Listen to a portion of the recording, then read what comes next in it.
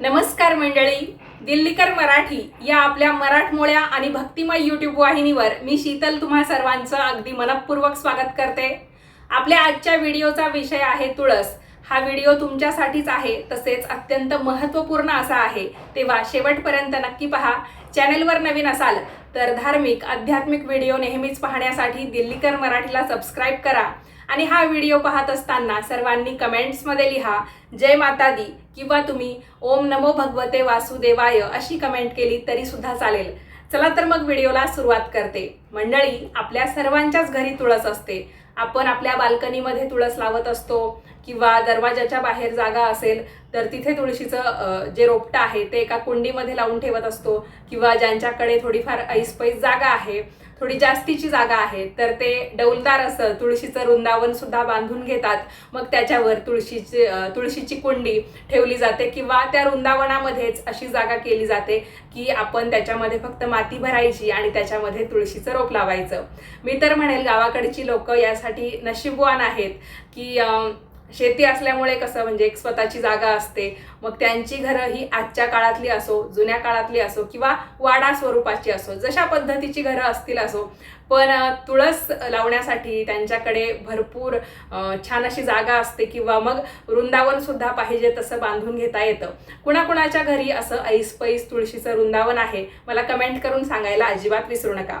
तर मंडळी, विषय चालू होता, आपल्या प्रत्येकाच्या घरी तुळस असते। या तुळशीला आपण सकाळी पाणी घालतो, त्याचबरोबर तिची पूजा करतो, तिला प्रदक्षिणा घालतो, संध्याकाळी आपण तुळशीजवळ दिवा लावतो। तुळशीला आपण नमस्कार करताना आपल्या मनातली काही इच्छा असेल तर ती सुद्धा सांगत असतो, किंवा अखंड सौभाग्याचं वरदान स्त्रिया मागत असतात। आणि बघा, सौभाग्याची व्याख्या फक्त पतिप्रेम किंवा पतिधर्म, आपलं कुंकू एवढाच नाही, तर आपण सर्व सुख संपन्न आहोत ही सुद्धा एक प्रकारे सौभाग्याची व्याख्याच झाली। तर अशा पद्धतीने तुळशीचं एक धार्मिक दृष्ट्या महत्त्व आहे हे आपण सर्वजण जाणतोच। पण एक गोष्ट आपण लहानपणापासून ऐकत आलो आहोत, ती म्हणजे सूर्यास्तानंतर तुळशीची पानं तोडू नयेत। आपली आई आपल्याला याबद्दल सांगते, आजी सांगत असते, पुजारी लोक सांगतात, धर्मग्रंथांमध्ये सुद्धा याचा उल्लेख आपल्याला आढळतो। पण मंडळी, तुम्ही कधी याचा विचार केलेला आहे का? तुळशीची पानं रात्रीच का तोडायची नसतात? दिवसा तर आपण तुळशीची पानं तोडतो, मग रात्री किंवा मग सूर्य मावळताच या गोष्टी निषिद्ध का मानल्या जातात? आता हे फक्त तुळशीच्या बाबतीत नाहीये, तर जी कोणती झाडं असतील, मग ती फुलांची असतील, फळांची असतील, मोठी झाडं असतील, कोणत्याही प्रकारची वृक्ष झाडं जे काही असतील ते, तर झाडांना आपण संध्याकाळनंतर हात लावायचा नसतो, त्यांना पाणी घालायचं नसतं, त्यांची पानं, फुलं, फळं काहीच तोडायचं नसतं। तर असं का? यामागे फक्त श्रद्धा आहे की एखादी कथा आहे की त्यामागे आणखी काही गूढ रहस्य दडलेलं आहे? आज आपण या व्हिडिओमध्ये याच प्रश्नाचं उत्तर शोधणार आहोत। तर मंडळी, भारतीय संस्कृतीमध्ये तुळस ही फक्त साधी वनस्पती नाही, तर तिला वृंदा असं म्हटलं जातं। खरं तर तुळस ही एक वनस्पती होण्याआधी एक महिला होती, स्त्री होती, दैवी स्त्री ती होती, आणि तिचं तेव्हाचं नाव हे वृंदा होतं। आणि या वृंदेलाच धर्मशास्त्रामध्ये देवीचं स्थान दिलं गेलं आहे। माता लक्ष्मीचं रूप म्हणून तुळशीकडे पाहिलं जातं। मग पद्मपुराण असो, स्कंदपुराण असो किंवा इतर धर्मग्रंथ असो, या सगळ्यांमध्ये आपल्याला तुळशीचं महत्त्व खूप चांगल्या पद्धतीने समजावून सांगण्याचा प्रयत्न केला गेला आहे। असं म्हटलं जातं, ज्या घरी तुळस असते त्या घरावर, त्या कुटुंबावर भगवान श्रीहरी विष्णूंची कृपादृष्टी ही कायम असते। म्हणूनच तुळशीला दररोज नमस्कार करण्याची एक प्रथा कायमस्वरूपी पडून गेलेली आहे। याबाबत एक धार्मिक कथा सांगितली जाते। तर मी तुम्हाला सांगितलं, तुळस ही वनस्पती होण्याआधी एक महिला होती, स्त्री होती, तेव्हाचं तिचं नाव होतं वृंदा आणि तिच्या पतीचं नाव होतं जालंधर। तर जालंधर हा एक बलवान दैत्य होता, असुर होता तो, आणि असुराची पत्नी होती वृंदा। वृंदा ही भगवान विष्णूंची महान भक्त होती। तिच्या पतिव्रता धर्मामुळे जालंधराला कोणीही पराभूत करू शकत नव्हतं। यामुळे देव सुद्धा असहाय्य झाले होते, आणि शेवटी म्हणजे या सगळ्या गोष्टींमुळे की जालंधराचा सगळ्यांना त्रास व्हायला लागला होता, म्हणून भगवान विष्णूंनी स्वतः हस्तक्षेप केला, आणि आपली भक्त जरी होती वृंदा तरी पण त्यांच्या या हस्तक्षेपामुळे वृंदा ही विधवा झाली होती। तिच्या पतीला अर्थात मरण यातना भोगाव्या लागल्या होत्या। आणि यामुळे काय केलं, वृंदा भगवान श्रीहरी विष्णूंवर नाराज होते आणि तिने आपला देह देखील त्याग केलेला असतो. असं मानलं जातं की भगवान श्रीहरी विष्णूंना ती काहीतरी एक शेवटी बोलून जाते, त्यामुळे मग ते पुन्हा एकदा तिला नवीन जन्म देतात आणि याच पवित्रतेतून तुळशीचा जन्म झाला अशी आख्यायिका सांगितली जाते. म्हणूनच तुळस ही केवळ एक साधं झाड नाही, तर ती भक्ती, पवित्रता आणि समर्पणाचं प्रतीक आहे. मंडळी, मग सूर्यास्तानंतर तुळशीची पानं का तोडत नाहीत, तर याचं पहिलं उत्तर आहे श्रद्धा. लोकपरंपरेनुसार संध्याकाळनंतर तुळशी मातेची विश्रांतीची वेळ मानली जाते. जशी आपली लेकरं बाळं असतात तशी झाडांची सुद्धा लेकरं बाळं असतात. जसं की पानं, फुलं, फळं. तर या सगळ्यांना आपण त्यांच्यापासून दूर कसं करायचं, म्हणजे एका आईपासून किंवा आई वडिलांपासून आपण एखाद्या बाळाला दूर कसं करायचं, तर मग यामुळेच त्यांची जी लेकरं बाळं आहेत ती आपण दूर करू नये. तर याच अर्थाने तुळशीची सुद्धा पानं किंवा कोणत्याही झाडांची पानं, फुलं, फळं ही तोडण्याची पद्धत संध्याकाळनंतर नाही, ते निषिद्ध मानलं जातं. आता धार्मिक दृष्ट्या सुद्धा काहीतरी वेगळं महत्त्व इथे समजावून सांगितलेलंच आहे, तेही आपण जाणून घेऊया. तर एक प्रकारे विश्रांतीची त्यांची वेळ असते आणि रात्री आपण झोपतो, तर आपल्याला कोणी त्रास दिला तर आपल्याला चालेल का? आपल्याला असं वाटतं की माझा चांगल्या पद्धतीने आराम व्हावा. त्याच पद्धतीने झाडाला सुद्धा वाटतं की ही आपली आरामाची वेळ आहे, तर मग आपण त्यांना विनाकारण त्रास देता कामा नये. तर म्हणूनच अनेक घरी तुळशीला संध्याकाळनंतर हात लावला जात नाही. फक्त तुळशीच्या रोपाजवळ, म्हणजे तेही थोडासा दूर, दिवा लावण्याची पद्धत आहे. तुम्हा सर्वांना हे माहितीच असेल की तुळशीची पानं अतिशय नाजूक असतात, त्याच्यामुळे तुम्ही धूप लावत असाल, अगरबत्ती लावत असाल किंवा दिवा लावत असाल तर तो थोडासा लांब लावण्याचा प्रयत्न करा. तर बघा, ही झाली धार्मिक श्रद्धा. पण आयुर्वेद आणि विज्ञान देखील सूर्यास्तानंतर तुळशीची पानं तोडू नका असं का सांगतात, आणि एकादशी, द्वादशी, रविवारी तुळशी तोडण्याबाबत काय नियम आहेत, तर ते सुद्धा आपण लगेचच जाणून घेऊ. आतापर्यंत आपण या व्हिडिओमध्ये ऐकलं, तुळस ही केवळ वनस्पती नाही, तर वृंदेचं ती पवित्र स्वरूप मानली जाते. म्हणूनच सूर्यास्तानंतर तिची पानं तोडू नयेत अशी धार्मिक श्रद्धा आहे. पण आता तुम्हाला एक गोष्ट आश्चर्यचकित करेल. तुळशीची पानं रात्री तोडू नका असं केवळ धर्मच सांगत नाही, तर आयुर्वेदातही यामागं काही कारणं सांगितली गेली आहेत. मंडळी, आपण झोपतो, प्राणी झोपतात, पक्षी झोपतात, मग वनस्पती. आज विज्ञान सांगतं की वनस्पती देखील दिवस आणि रात्री वेगवेगळ्या पद्धतीने कार्य करतात. दिवसा सूर्यप्रकाशामध्ये त्या प्रकाश संश्लेषणाचं काम करतात, ऊर्जा तयार करतात, अन्न त्यांच्या पानांमध्ये तयार करण्याचं काम त्या करत असतात, आणि रात्री त्यांची प्रक्रिया बदलते. म्हणूनच पूर्वी ऋषी आपल्याला सांगायचे, रात्री झाडांना शक्यतो त्रास देऊ नका. मंडळी, आपण एक पान तोडतो, पण वनस्पतीसाठी तिचा तो भाग असतो. आणि जसं की मी तुम्हाला एका चांगल्या उदाहरणाद्वारे आत्ताच समजावून सांगण्याचा प्रयत्न केला की ती त्यांची लेकरं बाळं आहेत, त्याच्यामुळे आपण त्यांची पानं नक्कीच तोडली नाही पाहिजे. आणि झाडाचा कोणताही अवयव आपण रात्री अजिबात तोडता कामा नये किंवा त्यांना त्रास देता कामा नये.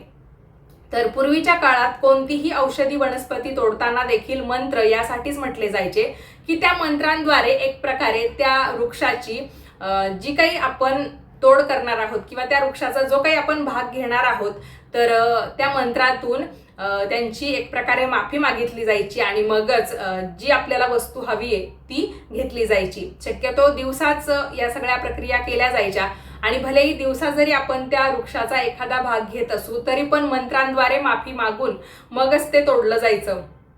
त्यामुळे संध्याकाळी जर क्वचित अशी वेळ आली तर तेव्हा सुद्धा वेगवेगळे धार्मिक जे मंत्र असायचे त्यांचा वापर यासाठी केला जायचा. कारण निसर्गाकडून काही घेण्यापूर्वी कृतज्ञता व्यक्त करणं ही आपली भारतीय संस्कृती होती आणि आज कुठेतरी ती लोप पावत चाललेली आहे. आपण अंधश्रद्धेने नाही तर संपूर्ण श्रद्धा ठेवून या गोष्टी नेहमीच लक्षात ठेवण्याचा प्रयत्न केला पाहिजे.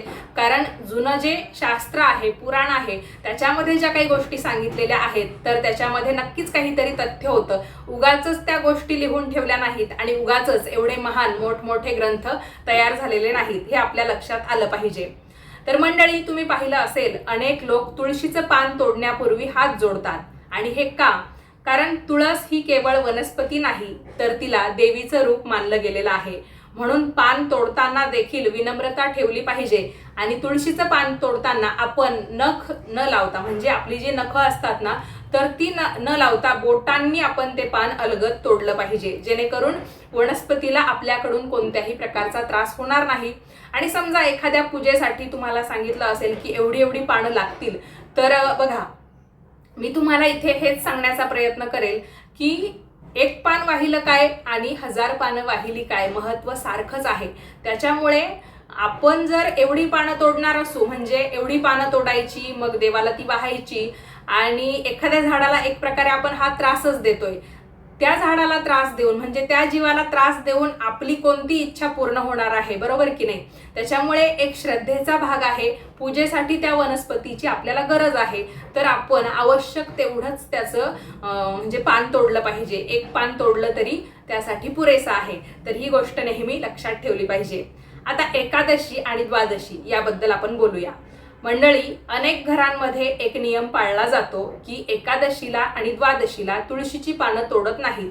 शक्यतो असं देखील सांगितलं जातं, एकादशीचं व्रत हे दशमीपासूनच सुरू होत असतं, एकादशीच्या पूर्वसंध्येला. तर मग दशमी, एकादशी, द्वादशी या 3ही दिवशी तुळशीची पानं खरं तर तोडायची नसतात.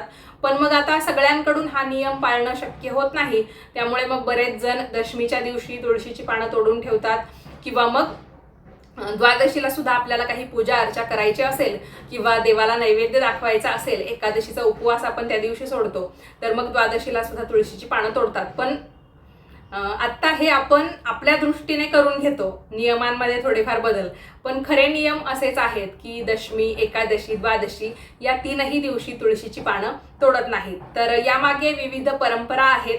वैष्णव परंपरेमध्ये द्वादशीच्या दिवशी तुळशी मातेची विशेष पूजा केली जाते, म्हणून त्या दिवशी तुळशीला विश्रांती दिली जाते अशी श्रद्धा आहे. रविवारी तुळस का तोडू नये, तर काही प्रदेशांमध्ये रविवारी तुळस तोडू नये असंही मानलं जातं. मात्र हा नियम सर्वत्र सारखा नाही, काही भागात तोडतात, काही भागात तोडत नाहीत.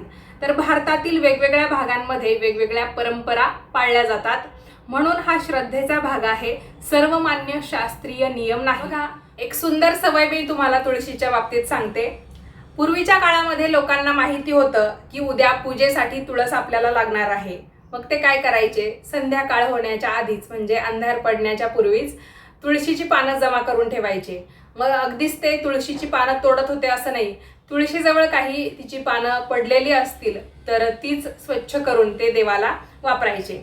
म्हणून सूर्यास्तानंतर त्यांना कधी तुळशीची पानं तोडण्याची गरजच पडायची नाही. आज आपण अगदी सहजपणे एखाद्या झाडाची फांदी तोडतो, फळ तोडून घेतो, पानं तोडतो, म्हणजे एक प्रकारे आपण त्या झाडाला विनाकारण त्रास देतो किंवा त्याचं नुकसान करू पाहतो. पण पूर्वीचा जो काही माणूस होता, म्हणजे ते आपलेच पूर्वज होते आणि ते निसर्गपूजक होते, पण आपण कुठेतरी या गोष्टी विसरत चाललो आहोत आणि त्याचा तोटा सुद्धा आपल्याला त्यामुळेच पाहायला मिळत आहे. कारण अनेक जणांचा देवावरचा विश्वास याबद्दल सुद्धा आता म्हणजे वेगवेगळे विचार याबाबत होत चाललेले आहे. काहींना असं वाटतं देवधर्म असं काही नसतं, या सगळ्या थोतांडाच्या गोष्टी आहे.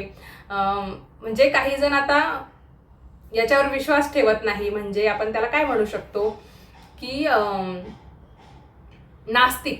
नास्तिक लोक जास्तीत जास्त होत आहेत आणि अंधश्रद्धेच्या आहारी जाणारे सुद्धा लोक वाढत आहेत.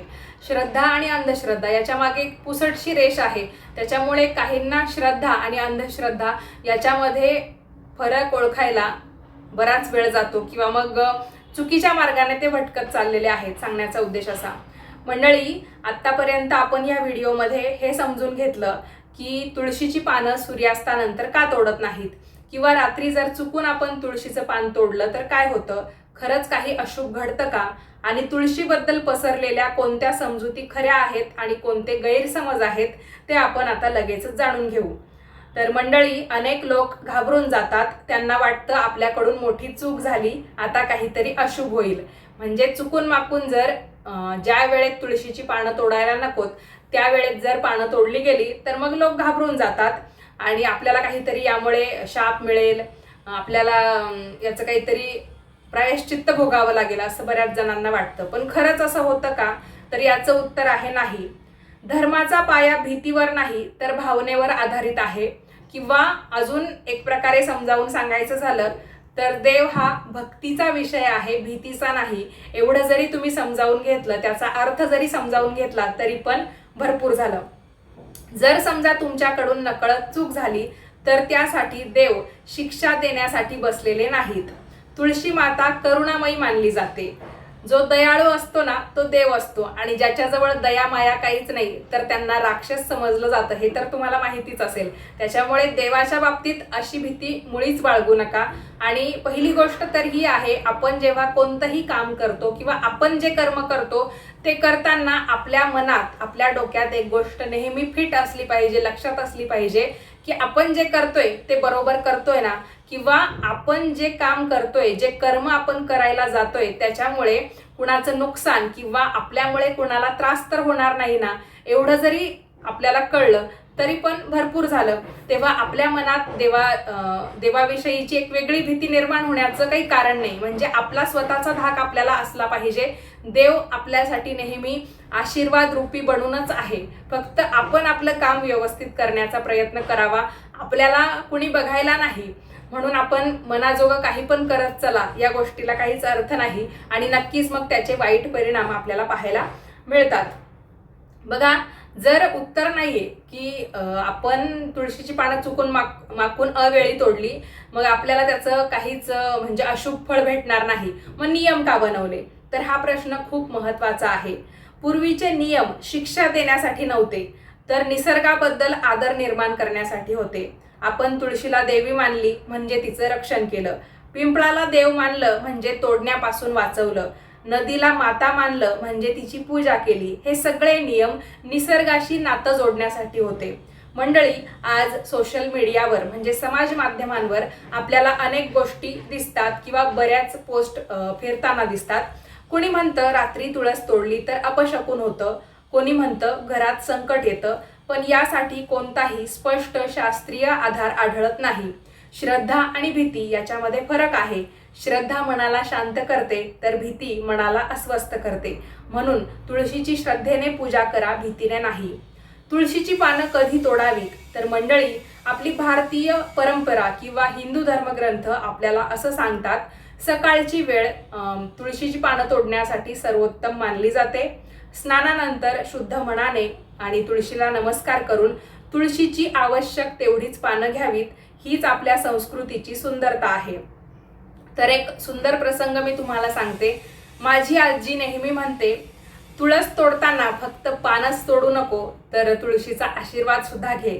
लहानपणी हे वाक्य मला काही समजत नव्हतं, पण आता मोठं झाल्यावर कळतंय की ती तुळशीबद्दल नाही तर आपल्याला कृतज्ञतेबद्दल शिकवत होती. म्हणजे तुळस तोडताना फक्त तिची पटापट पानच तोडू नको, तर तिचा आशीर्वाद घे. म्हणजेच काय, तिच्या प्रती नेहमी तू कृतज्ञता बाळग की आपल्याला ती काहीतरी देते, याबद्दल आपण सदैव तिची ऋणी असली पाहिजे.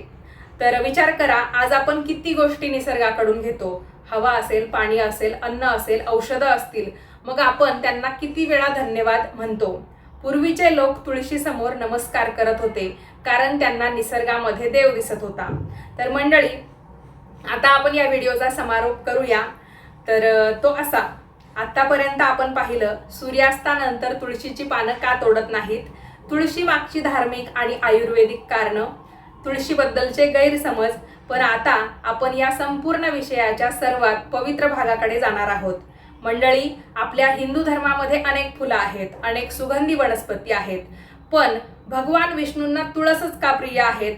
भगवान विष्णूंची पूजा करताना तुळशीची पानच का वाहिली जातात? आणि असंही म्हटलं जातं की तुळशीशिवाय भगवान विष्णूंची पूजा ही अपूर्ण आहे. तर याचं उत्तर आपल्याला रुंदेच्या कथेमध्ये सापडतं. मंडळी, लोकपरंपरा किंवा हिंदू धर्मग्रंथ असं आपल्याला सांगतात, रुंदेने देहत्याग केल्यानंतर भगवान विष्णूंना पश्चाताप झाला.